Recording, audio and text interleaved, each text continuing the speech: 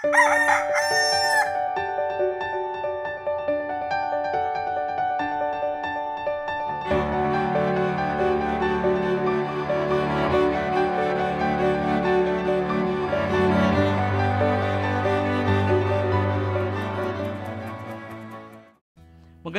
umaga po kapamilya. Ito po si Father J-Boy at tayo na pat magkapet pandasal.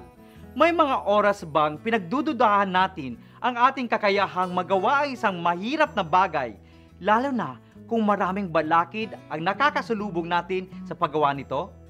May isang uod ang nakakita ng isang napakagandang bukirin sa kabila ng isang daanan. Malago ang mga dahon doon at namumulaklak ang mga tanim. Dahil dito, hangad ng uod na makarating doon. Ngunit kailangan niyang tumawid sa daan. Kaya sinimulan niya ang kanyang paggapang. Nakarating siya sa gilid ng daan. Sa kanyang unang hakbang, muntik siyang maapakan ni Juan. Sabi ni Juan, "Sira ulo ka ba? Hindi lang ako ang makakaapak sa iyo, kundi dudurugin ka ng mga dumadaang sasakyan. Bumalik ka na lang." Ngunit hindi nakinig ang uod.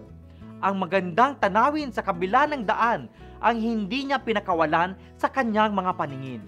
Tinuloy niya ang kanyang paggapang kahit ilang beses na siyang muntik pang mapisa at maligsan.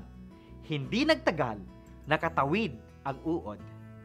Wika ni Santa Teresa de Avila, "Huwag mabalisa, huwag mabahala, lahat lumalaho, Diyos di nawawala. Nakukuha sa tiyaga, lahat makakamtan. Ang may hawak sa Diyos siyang di kinukulang.